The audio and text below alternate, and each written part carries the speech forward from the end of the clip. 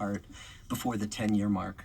Which is why it's so amazing that since the 1930s, a group of scientists at Harvard, led most recently by Robert Waldinger, have been working on something called the Harvard Study of Adult Development. And it's the longest study of adult life ever done, a detailed, systematic study of 700 men over 75 years of life, looking at every aspect of their health. Physical health, mental health, work life, relationship functioning, and then as people have gotten older, aging, retirement. And all in an effort to figure out, what was it again? It was originally the Harvard part was funded by W.T. Grant, the department store magnate, because he wanted to know what the characteristics were that made for good department store managers. Wow. And that was his interest in funding the looking study. for future department store managers. He was. Man. Okay, but after that, the study went on, and eventually became what it is today, 78 years later, an unprecedented source of scientific wisdom about what it takes to thrive in old age.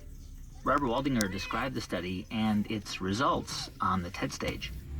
Since 1938, we've tracked the lives of two groups of men. The first group started in the study when they were sophomores at Harvard College.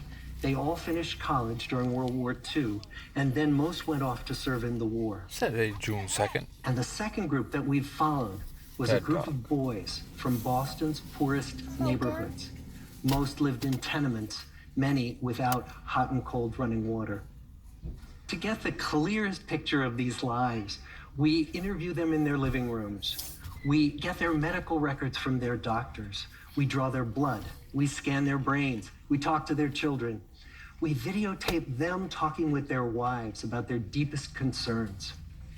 And when about a decade ago, we finally asked the wives if they would join us as members of the study, many of the women said, you know, it's about time.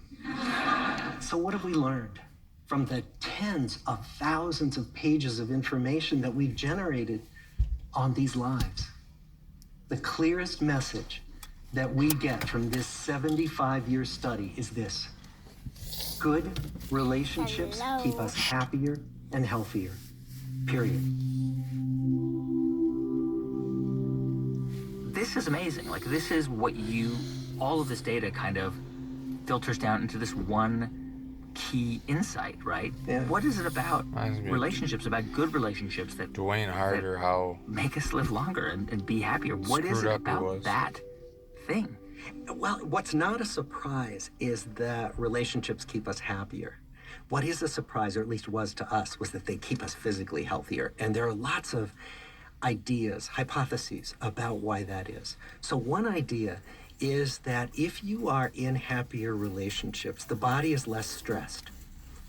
Another is that chronic stress or loneliness sets up certain patterns of turning off some genes, turning on other genes now that it's make time to you go in. more able to withstand external threat. There's some ideas about evolutionarily why this might be useful, why it might have been useful. One of the things that we are trying to test is how exactly it is that childhood stressors and loneliness and difficult relationships get under the skin and into the body. And so that's a big part of our current I work. can roll down the window. And so, I mean, a good relationship doesn't necessarily mean that. Shut the door. I'm listening to this first. Problems or that, or does it? No, exactly. No, it doesn't. It turns out that, arguing in relationships is not a problem as long as you have a kind of affection and positive regard.